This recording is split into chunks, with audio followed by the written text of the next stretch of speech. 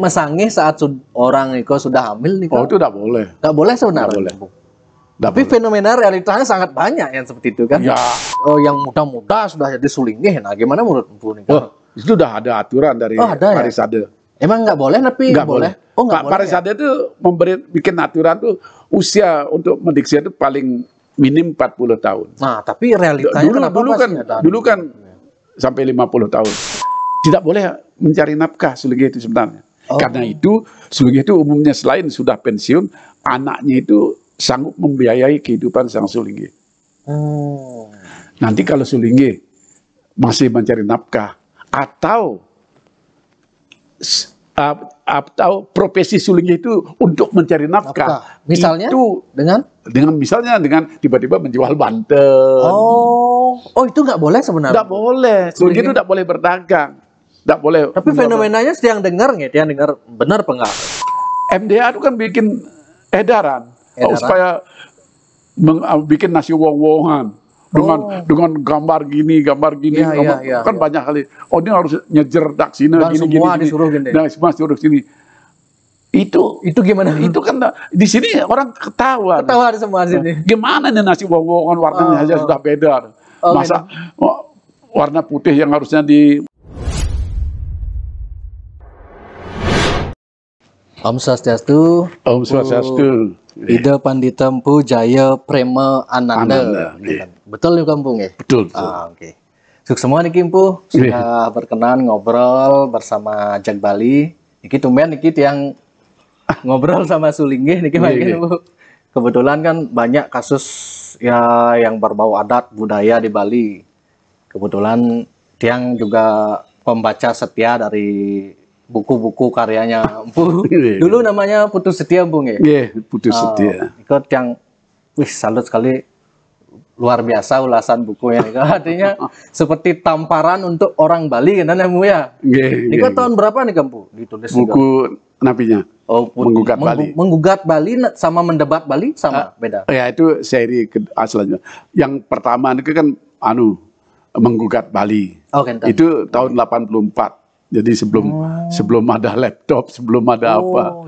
Jadi masih pakai mesin ketik, malah pakai mesin tulis.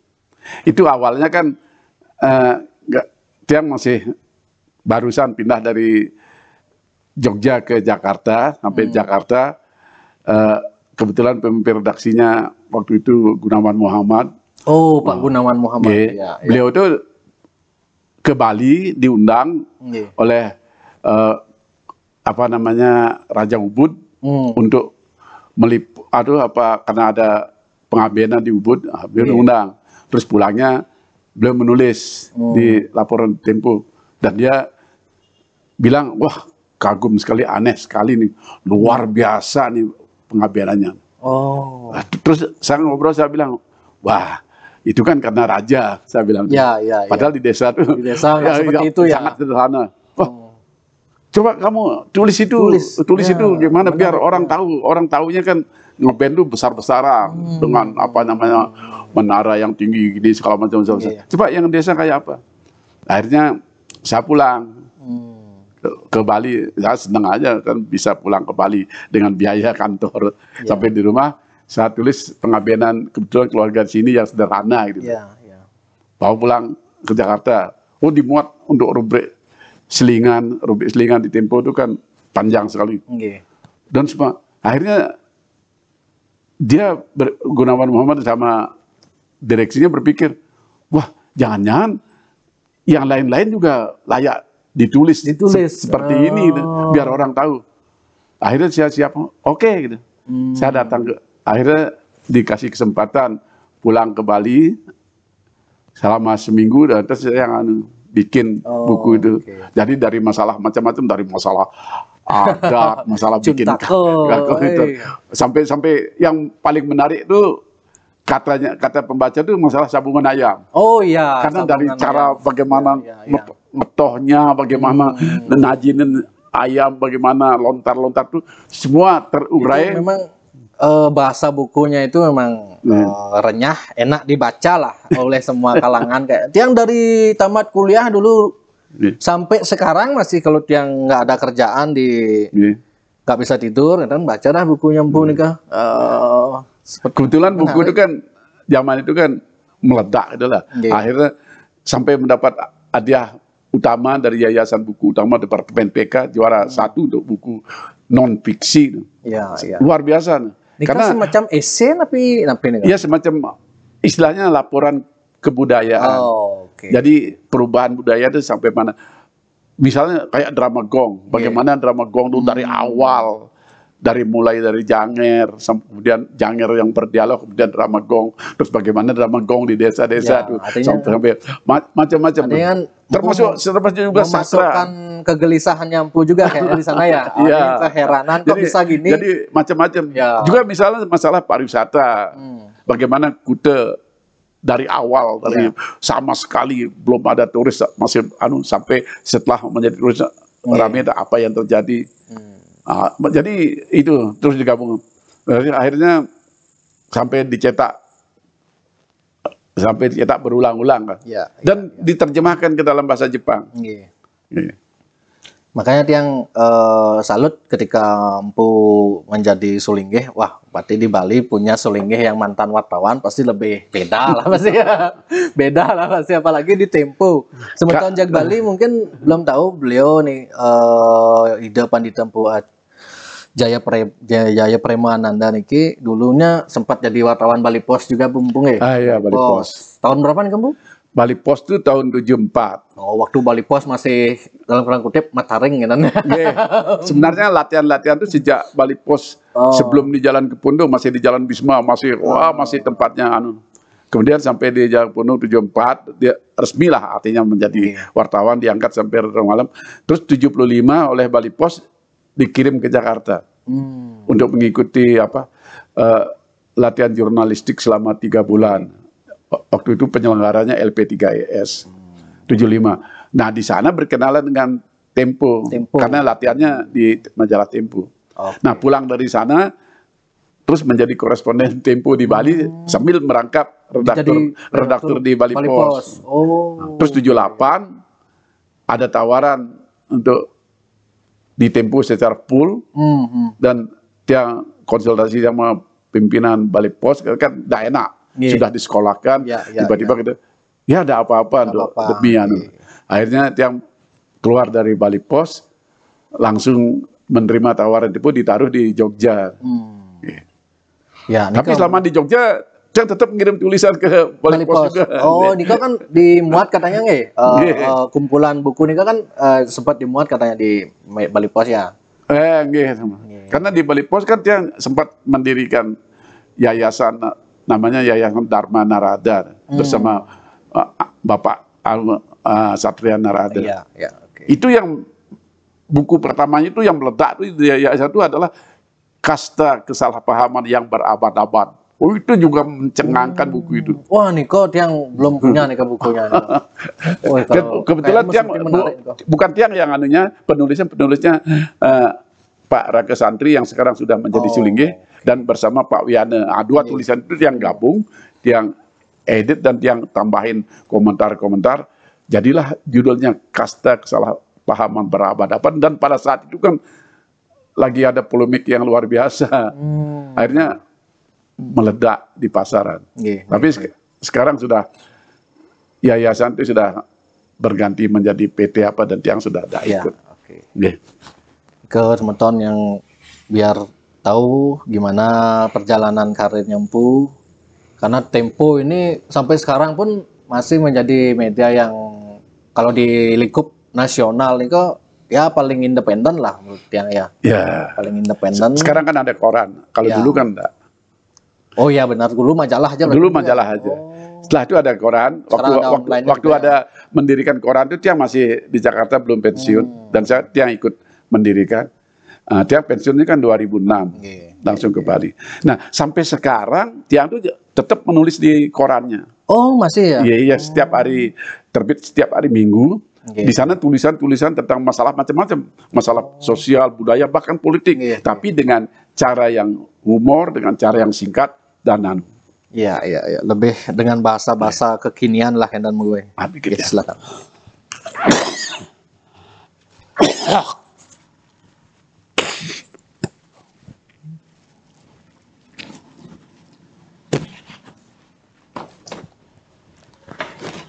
Nah, ini kan buku menggugat Bali, mendebat Bali ini kan emang nggak dijual bebas di pasaran ini kan? Oh, dijual bebas. Oh, dijual, tapi sekarang nggak bisa ya? Nggak ada. Sekarang kan udah jenuh sekali tahun 84. Kalau mendebat Bali itu tulisan yang ada di Bali Pos. Oh, mendebat. Oh, kalau menggugat Bali itu beda ya? Ya, kalau menggugat Bali itu kan betul-betul tidak dipublikasikan di koran apapun media, khusus untuk buku. Nah, mendebat Bali itu tulisan-tulisan masalah adat dan budaya Bali yang tulis di Bali Pos setiap hari Sabtu. Nama rubriknya tuh Bondres. Bondres. Oh, Bondres. Okay. Jadi setiap minggu dia menulis, padahal kita yang ada di Jakarta. Oh. Nah, itu dikumpulkan masalah adat dan budayanya menjadi mendebat Bali, masalah-masalah kepariwisataan menjadi Bali yang meradang. Yeah. Nah, Nika yang tertarik mungkin Niki ngobrol sama Empu kan sebelumnya Empu ada mengunggah di konten YouTube mengenai aweg-aweg apa namanya yang berisi kesepekan, hukum adat kesepekan itu harus dihapus Kentan Bunge. Nah, kebetulan di Bali niki kan barusan baru-baru ini heboh nih masalah ditaruh kelot, kemudian yang di Klungkung, di Buleleng, di Anyar, banyak kasus adat niki. Nah, menurut Empu nih gimana nih apa yang harus misalnya dilakukan sekarang dengan kasus-kasus yang seperti ini nih, seharusnya dari pihak kepolisian atau pihak adat sendiri bagaimana nih Empu? Yang pertama-tama tentu saja masalah adatnya. Jadi diselesaikan di masalah adat. Kita jangan mengekang warga adat berdasarkan pararem yang sesungguhnya sudah perlu diperbaiki gitu loh. Dulu kan masyarakat adat kita di Bali sebelum pariwisata menggebu-gebu ini kan penduduknya tuh agraris. Artinya katakanlah kayak desa di sini semuanya petani. Jadi mereka tuh kebanyakan ya tinggal di desa itu sendiri, bekerja di desa itu sendiri. Ada yang bertani, kalau di sini bertani kebun kopi, ada yang nanam padi dan sebagainya. Nah, kalau setiap ada upacara-upacara apa, mereka kan biasa bergotong royong. Bahkan adat itu juga punya punya kesempatan untuk mengatur kapan ada karya di pura desa, kapan ini dicari di mana kesibukan bertani itu menjadi sepi gitu loh. Artinya berkurang baru melaksanakan itu. Jadi setiap ada pekerjaan apapun gotong royong itu sekali. Sampai misalnya ada kematian misalnya, ke setro itu semua warga adat itu ikut. Bahkan istilahnya di setro itu dicacak gitu loh. Siapa yang tidak datang kena denda gitu macam. Nah, sekarang zamannya kan sudah berubah. Artinya apa? Zaman agraris itu sudah menjadi dengan era industri di mana orang bekerja, ada yang keluar desa, ada yang jadi guru, ada yang jadi pelayan hotel, ada yang macam-macam. Nah, kalau tiba-tiba aturannya itu tetap kayak zaman agraris, di mana setiap ada kegiatan desa itu semua harus pulang ayah, mereka kan, wah gimana? Ya, nggak cocok artinya. Nggak cocok. Dia tuh kan harus minta izin kepada minta izin. Makanya terkenal istilahnya di Bali itu, kaum profesional itu yang bekerja di industri pariwisata itu levelnya itu tidak banyak ke level manajer segala macam. Kenapa? Karena perusahaan-perusahaan juga takut memperkerjakan mereka tuh, kebanyakan minta izin gitu. Sekarang di hal yang kecil-kecil aja misalnya dia kayak kasir-kasir Indomaret, Alfamart yang bertebaran di Bali itu kan kebanyakan orang luar. Orang luar ya. Itu. Karena memang bos-bos kan nggak mau karyawannya banyak libur. Banyak libur. Bisnisnya memang seperti itu. Nah, kaitannya dengan kesepekaan itu, kalau di awig-awig yang dulu tuh setiap tidak ngayah, tidak kena denda, istilahnya kalau di kampung ini dulu istilahnya kena dosa gitu. Dosa itu maksudnya tapi bisa. Tapi kalau sampai 3 kali berturut-turut tuh anunya semakin banyak, denda semakin banyak, dan orangnya itu tidak mampu membayar, terus tiba-tiba kesepekan gitu. Nah, itu kan bahaya sekali gitu. Nah, itu yang sekarang harusnya Sudahlah. Sebenarnya kan tiang dengar nih dari keputusan baik dari MDH, PADI kan sudah menghapus nih sanksi KSPK nih kan. Cuman kan konteksnya di setiap desa adat di Bali nih kan sifatnya di sini desa adat kami ini masih ada aweg-awegnya, kami menerapkan aweg-aweg. Nah, itu yang menjadi kendala. Itu yang jadi kendala. Artinya apa? Aweg-aweg itu memang berlakunya di wilayah desa adat itu saja. Kan beda-beda kan. Beda-beda setiap desa. Ada yang masih kaku seperti itu, ada yang tidak. Kalau di sini kayak di desa Pujungan dan juga desa-desa sekitarnya, itu istilah dosa-dosa itu, denda itu sudah sama sekali tidak ada. Kalau misalnya ada kematian, dia katakanlah kerja di bank di Denpasar, masa harus mengantar orang ke setra, harus dia pulang, kalau tidak pulang kena dosa, kan tidak usah. Jadi, tapi caranya gimana?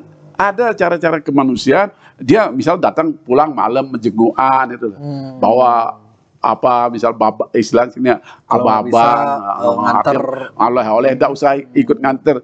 Arti itu kan juga solidaritasnya juga. Jangan-jangan itu lebih bermanfaat kan? Itu lebih bermanfaat. Juga misalnya dulu setiap odalan di pura atau apa di Banjar ya, harus ngayah. Sampai di ngayah itu apa yang dikerjakan? Ada yang bikin katik sate, ada yang bikin gini, ada yang bikin gini, dan kebanyakan ngobrol.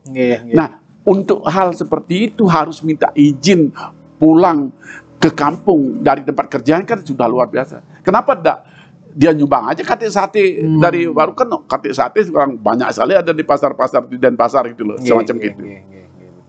Nah itu di sini sekarang sudah diberlakukan, tidak ada dosa-dosa, tidak ada denda-dendaan itu. Nah persoalannya adalah banyak yang mencibir tuh. Kalau begitu solidaritas kita menyambung beraya itu berkurang, nggak akan berkurang, karena itu cuma pada saat ngayah tuh memang misal bisa datang, tapi di lain kesempatan malamnya datang atau waktunya itu dicari waktu yang tidak sampai mengorbankan pekerjaan. Itu yang harus dilaksanakan saat ini. Gitu. Di aweg-aweg disesuaikan dengan kebutuhan modern. Bisa berarti aweg-aweg itu direvisi kan? Sangat bisa. Kan setiap tahun kan ada sangkepan di sini tuh di desa ini setiap Manis Kuningan, malah 6 bulan sekali berarti ya. Setiap Manis Kuningan itu selalu sangkep besar, dan itu salah satu anunya adalah evaluasi dari aweg-aweg. Adakah yang perlu diganti, adakah yang perlu diperbarui, adakah. Jadi setiap 6 bulan itu pasti ada rapat besar. Umumnya ya karena sudah berlangsung bertahun-tahun dan sudah banyak yang diganti, pembaruan itu misalnya tidak ada gitu. Iya. Caranya mengganti berarti dengan sangkep nih Kang ya berarti. Lewat sangkep itu kan dicari usulan-usulan. Apakah ada yang akan diganti? Kalau ada yang akan diganti, oke, kita bikin tim perumus. Jadi dibikinkan tim perumus. Ini yang perlu diganti. Dan juga mengganti itu juga disesuaikan dengan tidak sekedar masalah sosial ekonomi, masalah era industri, juga menyangkut masalah agama. Masuk agama juga. Misalnya kita di sini ke pura. Ke pura kan banyak kali rambutnya orang tidak diikat. Apalagi rambutnya yang pendek seperti ini, kan alasnya tak bisa diikat. Itu kemudian karena ada ajaran agama menyebutkan rambut itu harus diikat karena itu lambang pengendalian diri. Yang wanita maksudnya? Yang wanita. Yang laki kan pengendalian diri kan lewat destar. Itu. Nah, kalau tidak bisa diikat, ya pakai itu kayak kepalanya diikat itu pakai kain putih gitu. Artinya simbol pengendalian diri. Kalau itu tidak boleh masuk ke pura. Karena itu. Nah, itu akhirnya juga disosialisasikan. Juga misalnya pernah tahu tak di Pura Wengaya Luhur, di Pura Luhur Batu Karu. Batu Karu. Wengaya itu.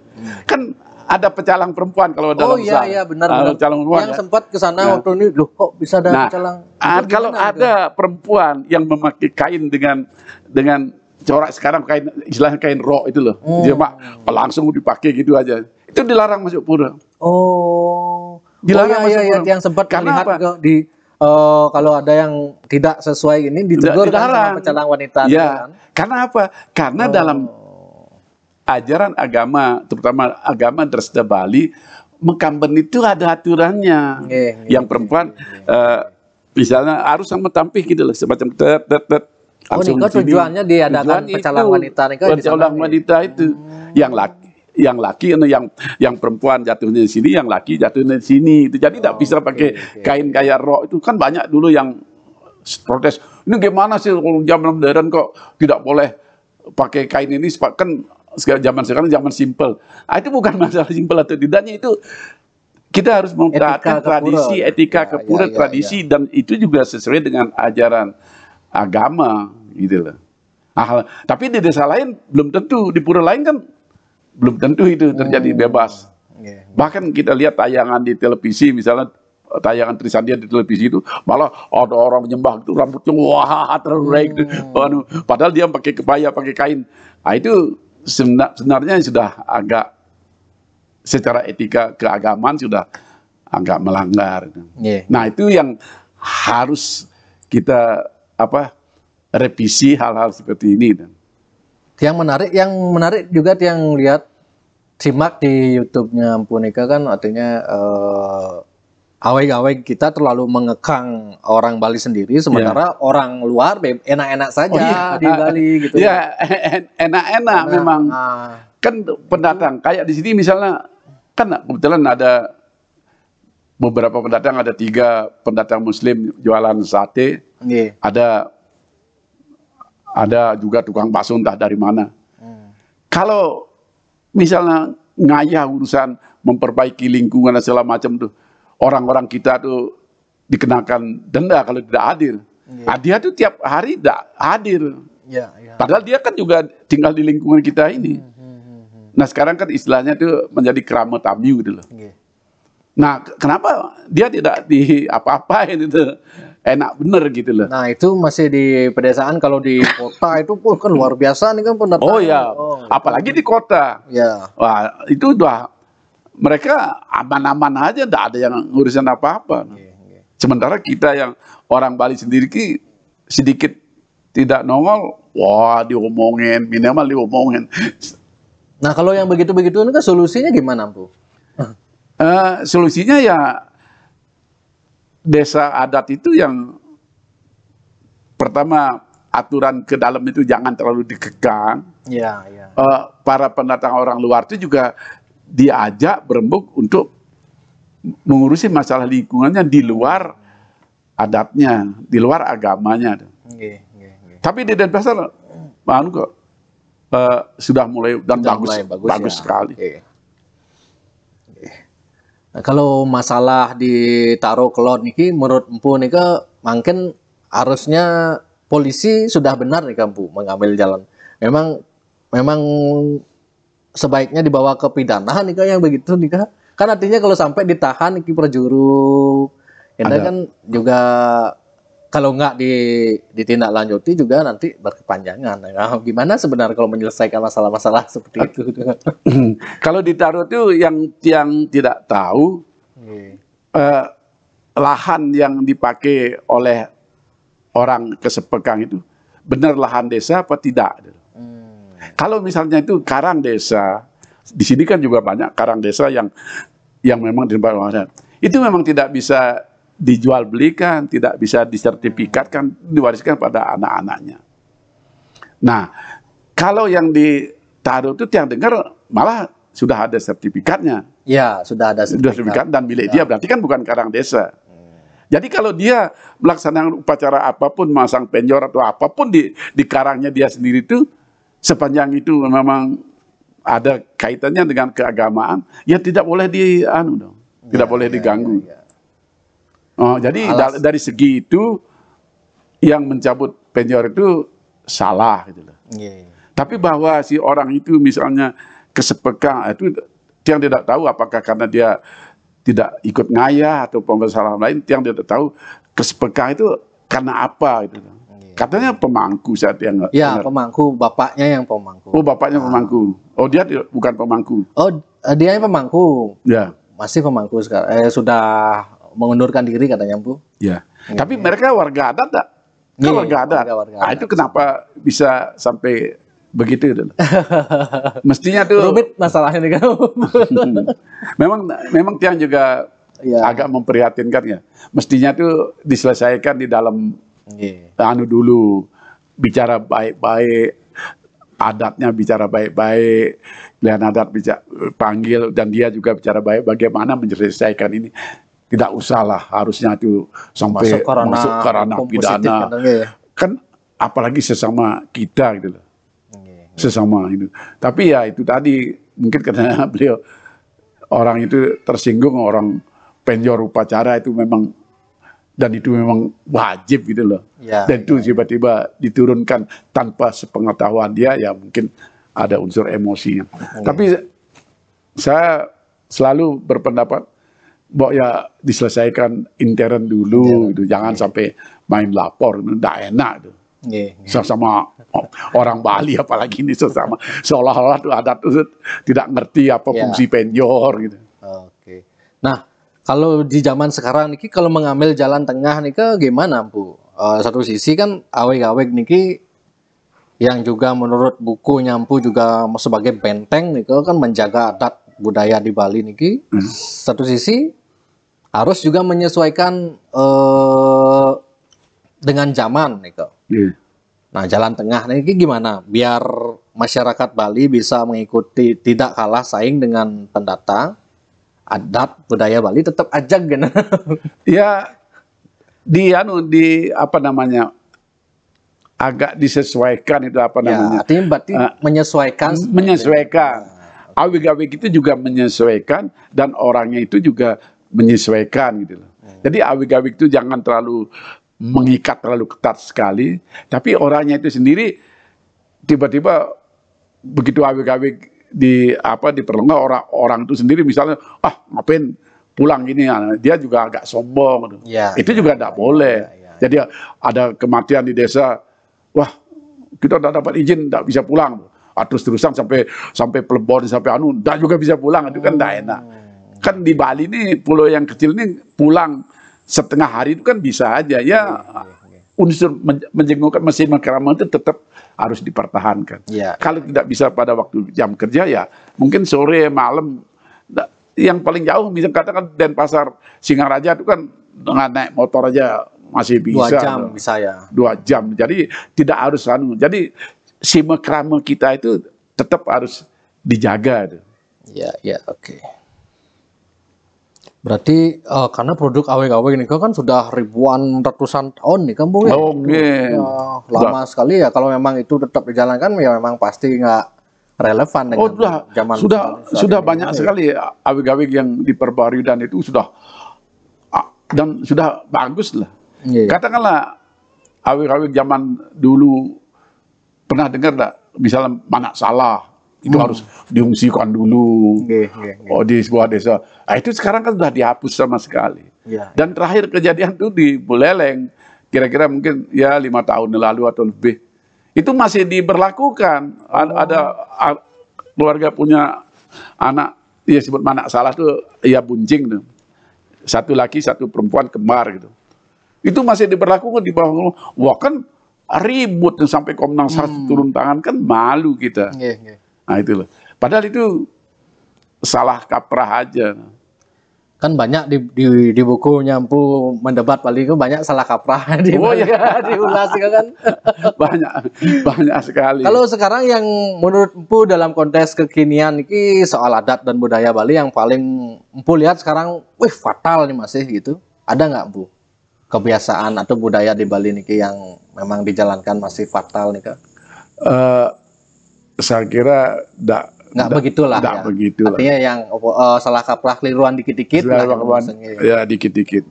Paling yang banyak menjadi masih dalam kerangka perdebatan misalnya masalah krematorium aja. Krematorium. Nah, karena itu kan kaitannya dengan Cundake. Ya.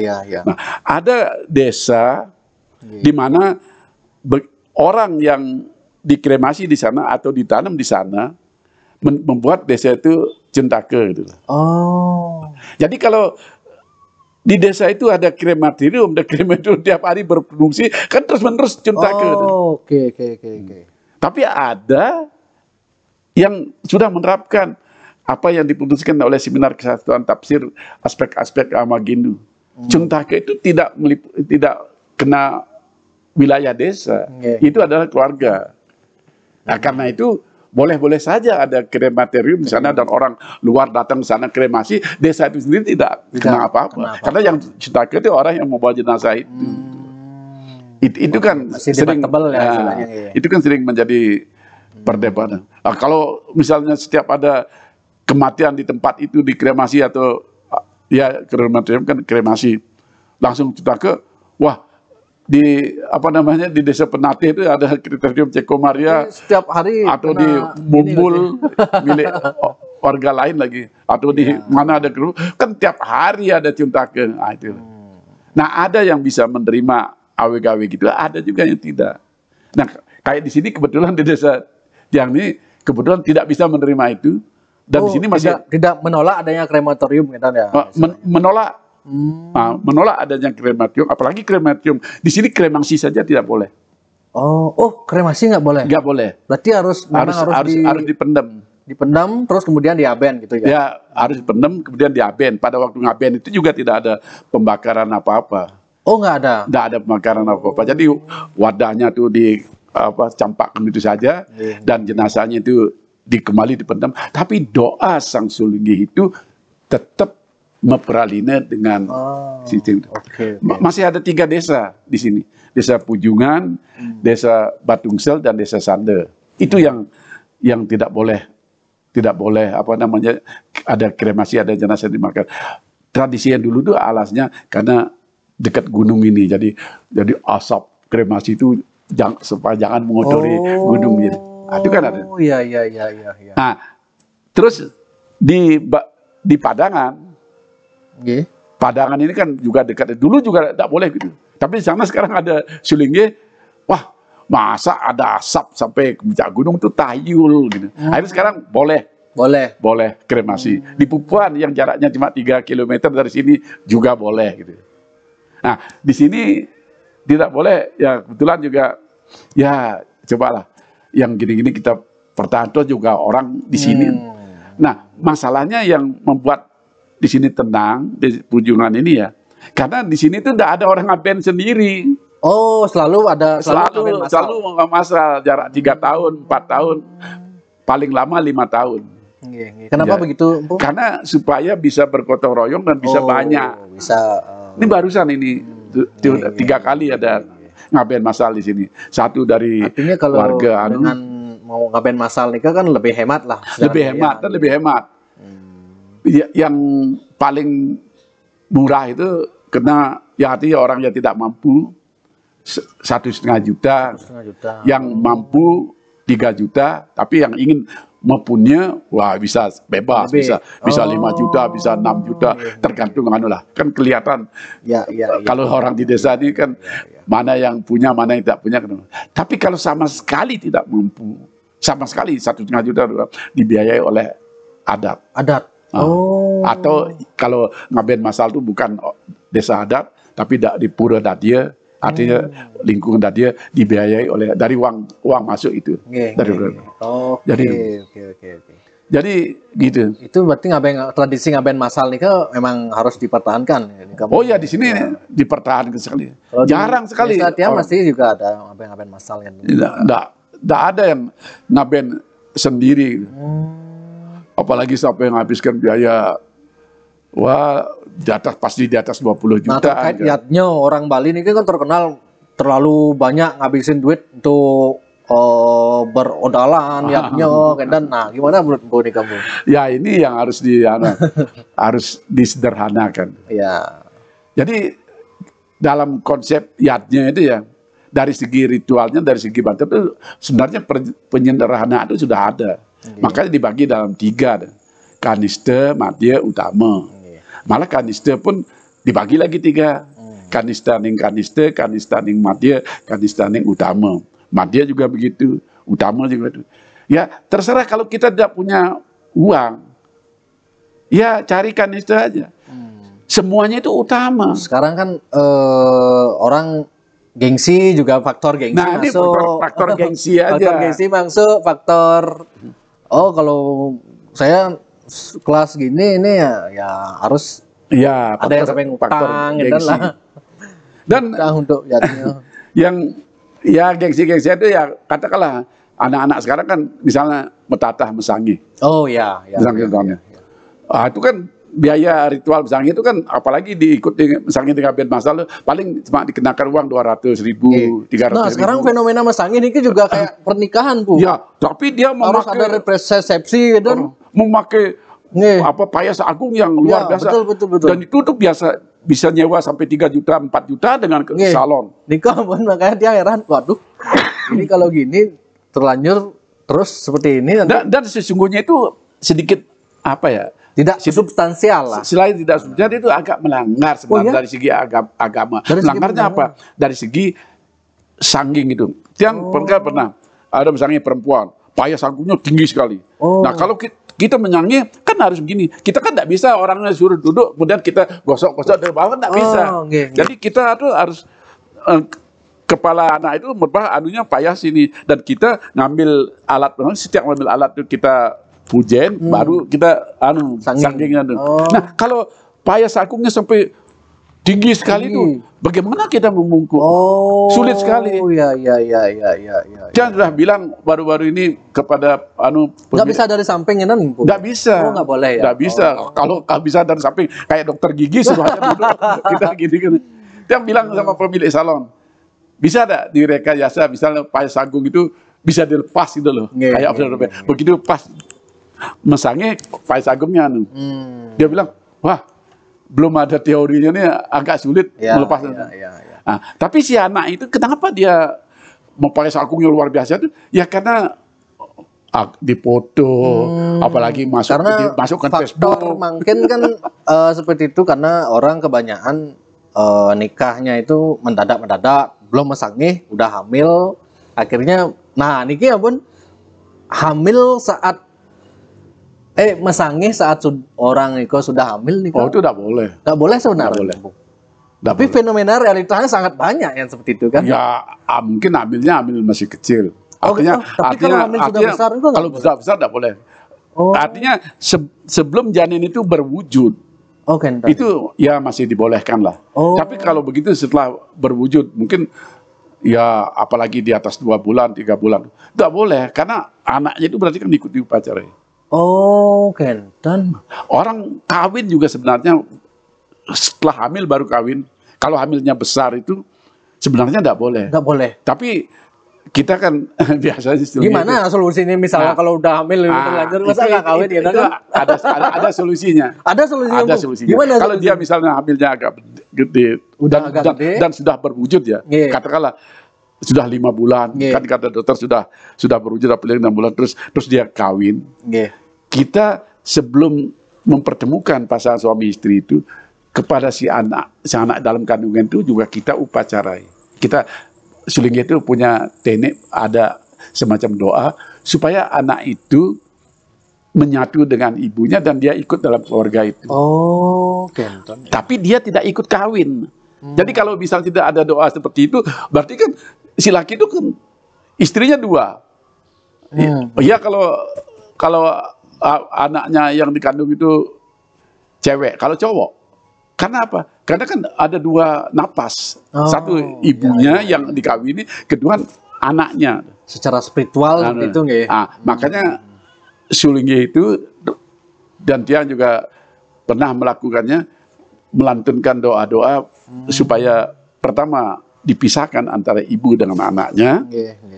Kemudian begitu kawin, terus kemudian kita kembalikan dengan doa menyatukan si ibu dengan anaknya baru kawin, karena itu sudah terpaksa. Sebenarnya tidak boleh. Misalnya kalau dipaksakan, diboleh-bolehin aja lah istilahnya, toh juga dianggap mungkin upacara ini formalitas, dan ada nggak dampak ya itu kan kembali kepada keyakinan, kepercayaan. Sebenarnya sih ya kalau kita percaya bahwa itu semuanya baik-baik saja kan tidak masalah. Tapi kalau Sulinggi yang tahu hal itu akan sedikit buat enak, ya dia lantunkan doa. Karena kita kan kalau sudah kita tahu kan kita harus wajib. Kalau kita sama-sama tidak tahu, Sulingihnya juga tidak tahu, yang kawin juga dua-dua tidak tahu, ya udah jalan aja. Kan gitu. Kan sebenarnya semakin orang tidak tahu kan semakin gampang persoalan. Iya.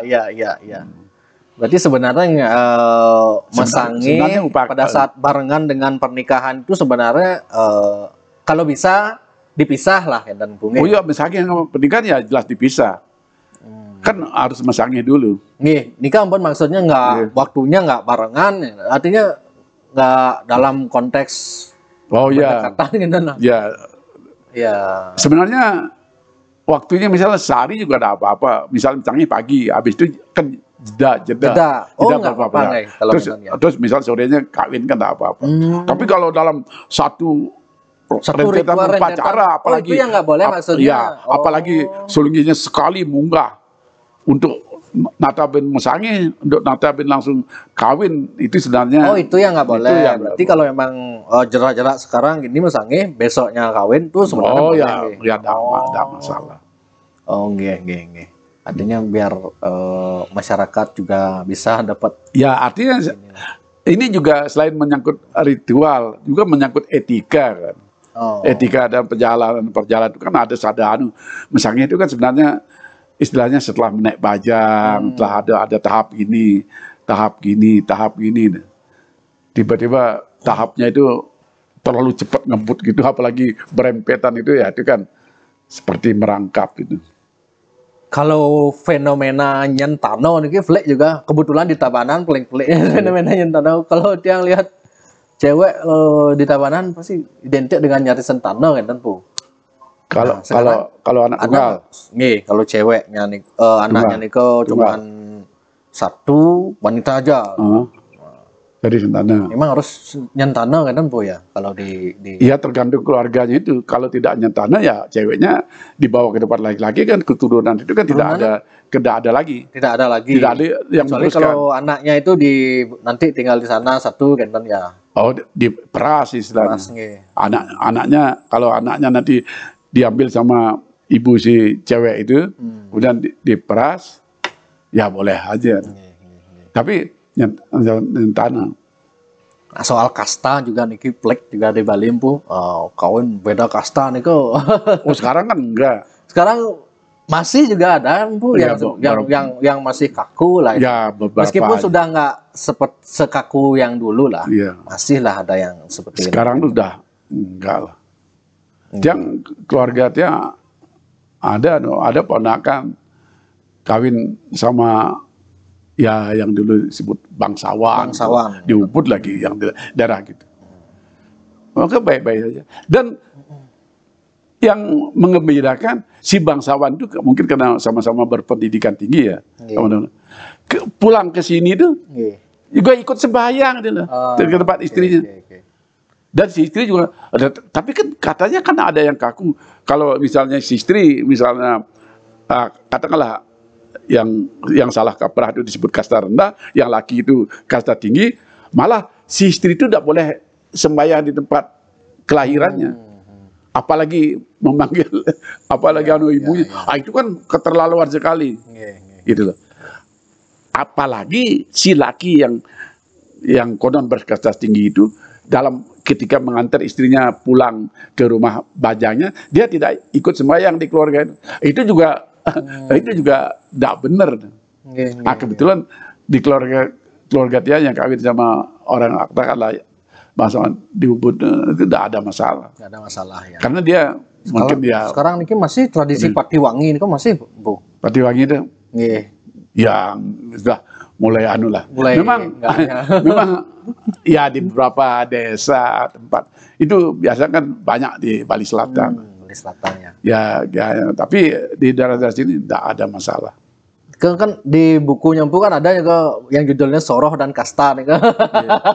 Itu agak unik nih ulasannya Bu kan. Ya, saya bisa menjadi soroh apa saja nih gitu. Karena orang kan sering kasta ini skala kaprah ini. Kalau soroh gimana? Soroh itu sebenarnya ikatan soroh itu hanya untuk urusan persembahyang ke leluhur aja. Misalkan Soroh Pase. Nggih. Mereka berhimpun itu apa? Karena leluhurnya itu kan Empu Gede Jaya. Jadi siapa yang pura itu kalau tidak Soroh ini? Misal Soroh yang lain, Soroh Bujangga, Soroh tempat persembahyangan lain, pedarmanya beda. Itu hanya kaitan ke aja Soroh itu. Jadi tidak ada urusan dengan kayak Sulinggih misalnya. Kalau orang sudah menjadi Sulinggih, itu sudah netral, sudah umum. Siapapun bisa memakai itu. Dan orang itu siapapun tidak harus anak ide tidak bagus harus. Anak ide bagus tidak akan dilarang kalau misalnya mencari Sulinggih Empu gitu. Juga anak warga Pase tidak juga dilarang untuk mencari Sulinggih Peranda, mencari Sulinggih Bujangga. Orang Sulinggih itu ya setara gitu loh. Maka dari dulu kan Sulinggih itu setara tidak ada. Maka di sini kalau ngaben itu ya ada kadang-kadang di sini kan ada kebetulan tidak ada keluarga ide bagus, ada yang ada tuh Pradewa tuh. Ada Arya gitu. Dia biasa mencari empu. Tidak apa-apa kan.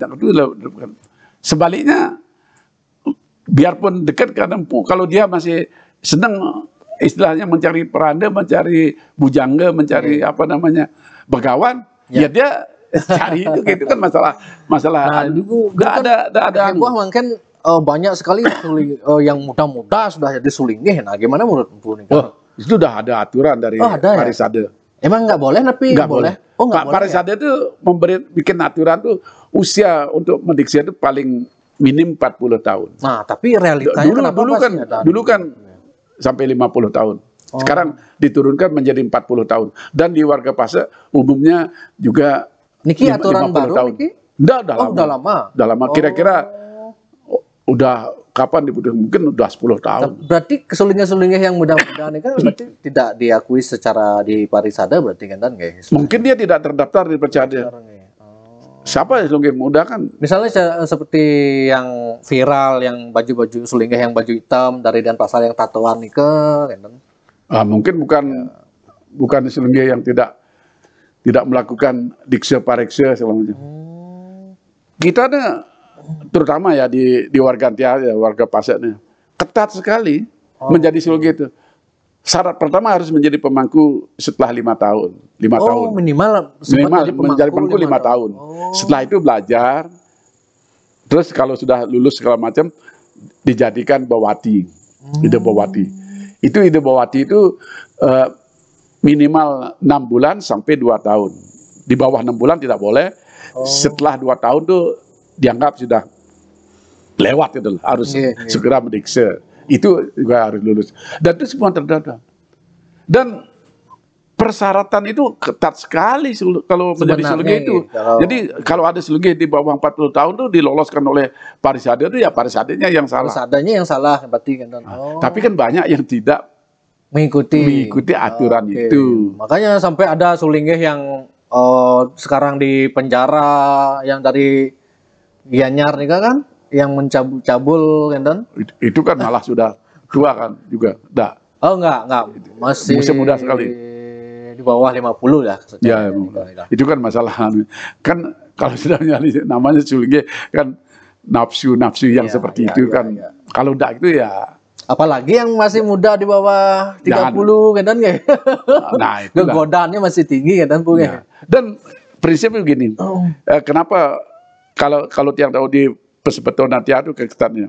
Sulinggih itu sebelum menjadi syarat-syarat belum begitu harus ada dukungan pertama dari keluarga. Keluarga. Nah, apa maksudnya dukungan dari keluarga itu harus ada? Karena kalau suatu saat Sulinggih itu meninggal dunia, itu kan biaya yang besar sekali. Karena Sulinggih itu tidak boleh dipendam, apalagi di sini harus diaben dan aben itu harus cari dewasa yang sekali melelet membersih itu, misalnya Purnamoti kan jaraknya banyak. Jadi dia tuh harus tidak membebani kepada warga lain. Itu. Dan juga tidak boleh mencari nafkah Sulinggih itu sebenarnya. Karena itu Sulinggih itu umumnya selain sudah pensiun, anaknya itu sanggup membiayai kehidupan sang Sulingge. Oh. Nanti kalau Sulingge masih mencari nafkah atau profesi Sulingge itu untuk mencari nafkah. Misalnya itu dengan tiba-tiba menjual banten. Oh itu nggak boleh sebenarnya. Nggak boleh. Sulingge itu nggak boleh berdagang. Nggak boleh. Tapi fenomenanya sedang dengar nggak? Dia dengar benar apa enggak? Banyak yang seperti itu kan? Banyak. Banyak, tapi mereka tuh berdalih, itu kan, karya banten cuma di Giriya, tapi seratinya kan orang lain. Oh. Nah itu, makanya di Giriya itu kan sering ada banten. Tapi alasan Sulingge itu. Nah kita yang benar tuh kita tidak tahu lah. Tapi kalau pas di perguruan tiang itu dari Nabe Ide Pandita Empu Abra sampun di Giriya Renon, sama sekali tidak boleh menjual banten. Karena begitu Sulingge misalnya di sana juga menjual banten, ada seorang banten, dia akan berpikir untung rugi. Selain berpikir untung rugi, katakanlah dia tidak mencari untung rugi, dia kan harus tahu. Jadi aji kuda nyose, aji kuda taluh se, pengapang pun notal, berarti kan sudah pikirannya sudah menyebar. Nah, karena itu caranya adalah bagaimana mengatasi ini. Kita punya beberapa serati. Kita punya serati. Malah satu Sulingge kadang-kadang punya 2 atau 3 serati. Begitu ada orang datang nalisir, dia mau upacara ngapain gini, kemana tiang berapa kira-kira ongkosnya? Ikan Sulingge tanya, kal liung lah pipis apa bedek lah pipis? Dia mau coba ke serati itu mau numbas Banten, Kangguang Banten yang di Madia Banten, atau yang Kanista Banten gitu. Tapi kalau itu jadi orang lain yang bikin banten. Tapi kadang-kadang memang ya kayak Sulingge itu ya di anunya sendiri yang bikin banten. Tapi ada serati. Jadi Sulingge itu sebenarnya tidak boleh menjual. Dan apa namanya? Dan juga tidak boleh Sulingge itu wah ini bantennya harus ini ya, bantennya harus ini, bantennya harus ini. Nggak boleh. Nggak boleh. Kan banyak tuh, nanti aja gua dengar, tapi entah benar tidak ada orang minta ke Sulingge. Nah dia mau ngapain gini. Wah biayanya sekian, harus pakai bangkit, harus pakai gini, bangkit itu kan guling tuh. Wah itu satu bangkit tuh kan sampai 7 jutaan.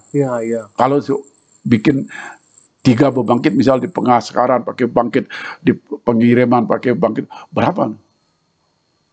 Kalau dia punya, kalau artinya dia mampu, kalau dia keluarga yang sederhana, kan jadian. Nah kita Sulingge itu seharusnya memberi pedoman. Nah yang bedek lah pipis, Kangguang peceneen Banten dengan bangkit. Yang mana nyida Kangguang di Pragepal doang. Yang masih tengidang turunin artinya tingkat-tingkat seperti yang bilang tadi ya, kan ada 3 tingkatan, Kanista, Madya, Utama, dan itu masing-masing tingkatan dibagi 3 lagi, dan itu tuh semuanya utama, semua utama dong. Dan itu kan ada orang bilang kita penyederhanaan Banten, ini tidak ada kaitan dengan penyederhanaan Banten, itu memang sudah ketetapannya gitu. Kalau penyederhanaan Banten itu apa sih maksud? Misalnya Daksina gini, misalnya Kangguang Taluhna Asiba. Nah itu bukan penyederhanaan, itu salah namanya. Orang taluh di Daksina itu bukan simbol dari Ayapan, itu ada simbol dari dunia itu. Sama dengan kita berpakaian. Kalau misalnya kita terima tamu, kalau biasa-biasa aja ya cukup pakai baju biasa aja.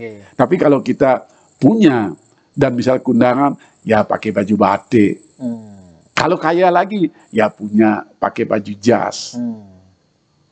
Jadi jangan sampai, wah kita sederhana kan, kalau pakai baju jas, kita sederhana jasnya dipotong, kan tidak mungkin. Betul. Jadi istilah penyederhanaan dan tingkat-tingkatan Kanista, Madya, Utama itu berbeda. Berbeda ya. Oke, siap Bro. Udah berapa gini nih Bro? 54. Oh, sudah hampir 1 jam nih kita data. Tapi kira-kira lagi ya, saya rasa cukup lah ya kan. Kasus terakhir apa misalnya? Ya misalnya yang perebutan pengempon puro kan lagi di sampai kayak gitu nih kamu. Masalah Kelungkung. pecah parisade. Wah, di Bali itu menggenap. Nah, soal MDA nih Kim, Bu. Gimana menurut Bu MDA sampai ada di kecamatan, terus kemudian apakah peran MDA nih sudah bagus menurut Bu atau gimana nih Kak? Ya, MDA itu dulu tuh hanya dulu kan koordinatif itu. MUDP namanya.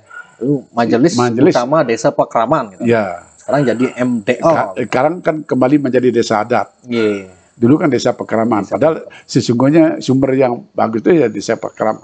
Oh, desa Pakraman. Desa Pakraman. Dulu itu ketat. Dulu itu apa? Desa adat itu, desa Pakraman itu apa namanya? Otonom. Hanya untuk berlaku di desa itu, aweg-awegnya di desa lain itu belum tentu berlaku. Nah, sekarang dengan adanya MDA, dan MDA sekarang tuh seolah-olah diseragamkan, ingin menyeragamkan, seolah-olah tuh atasan. Sekarang tuh udah ada atasan, desa adat, warga adat dengan MDA di kecamatan, di provinsi atau di provinsi itu bukan atasannya, bukan atasannya. Warga adat itu atasannya tuh ya perbekal apa namanya? Ya ketua adat itu. Ya. Nah ini yang sekarang seolah-olah tuh, ini kok yang juga kaget, kok MDA ini kok seolah-olah ingin menyeragamkan gini-gini dan dibuat strukturnya, buat struktur seolah-olah apa ya MDA itu menjadi lembaga yang seolah-olah ada unsur dalam tanda petik tuh berpolitik gitu loh. Dan ya artinya jangan sampai adat ini jadi. Kalau yang sebelumnya masih bagus kok, tapi yang kepemimpinan yang baru ini kok seperti kesannya gimana ya dijadikan alat. Misal contohnya ya, contoh aja waktu COVID, MDA itu kan bikin edaran. Supaya bikin nasi wong-wongan. Dengan gambar gini kan banyak kali. Oh ini harus nyejer dak sini gini. Disuruh gini. Nah, semua disuruh sini. Itu gimana? Itu kan di sini orang ketawa. Ketawa di semua sini. Gimana nih nasi wong-wongan warnanya aja sudah beda. Masa warna putih yang harusnya berseberangan dengan warna kuning, kok ini kok campur baur, kadang-kadang kepalanya putih dan wong-wongan. Dan sumbernya dari mana? Itu MDA itu jangan ngurusin agama. Oh kan, dan iya, ngurus agama itu lembaga-lembaga agama seperti PHDI, atau pandita-pandita di Pesemetodan. Jadi tidak bisa kasih instruksi gitu MDA, kecuali masalah-masalah himbauan untuk ketentraman di masyarakat. Buktinya sekarang kayak ditaruh tadi itu penjor itu MDA mau ngomong apa? Nggak ada perannya kan. Justru dia di sana harusnya turun menengahi lebih awal. Kalau memang yang dengar sih sudah ada rapat, tapi cuman dianggap angin lalu MDA kan. Ya karena ya ada benarnya juga MDA dianggap angin lalu karena AWG itu kan otonom. Dia, tapi kan mestinya dia mencari jalan tengah, misal polisinya diajak gini bagaimana merebutkan ini. Pokoknya masa ini MDA itu dan pihak MDA juga yang hubungi seperti terkesan waduh takut membahas isu-isu yang pelik-pelik loh. Itu memang tugas MDA, kenapa harus takut kan gitu harusnya. Dan agak lah. Ya, dia juga. Kalau udah masuk urusan politik kan, dan juga sulit berkomentar soal MDA ini karena nanti kan tidak enak padahal itu sudah sangat Ada indikasi sudah masuk ke urusan politik lah kan ya MDA ini. Sepertinya iya.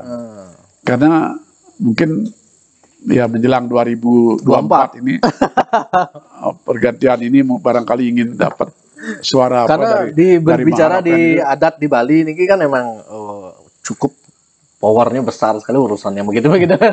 Tapi di masyarakat bawah tuh tenang aja kok. Ya, ya, ya. Artinya Cang berapa kali dalam sejak setelah COVID ini mereda, mungkin lebih dari 12 kali menghadiri pediksaan Sulingge itu. Masyarakat adat itu dengan PHDI dengan tetap aja guyup gitu. Tetap aja tidak memperhatikan seruan-seruan gini, imbauan-imbauan gini. Mereka tuh tenang. Ya mungkin yang ribut-ribut itu ya di pusat yang punya ambisi-ambisi kan biasa orang adat sini ambisinya apa kan? Kepentingan di luar dari substansi dari tugasnya kan. Iya, iya. Nggih, Bu, sukses semua niki atas waktu yang sudah diberikan. Semoga sedikit memberikan pencerahan lah untuk semeton penonton channel Jak Bali. Nggih, dumugi sehat selalu, Empu. Rahayu. Rahayu. Om Santi.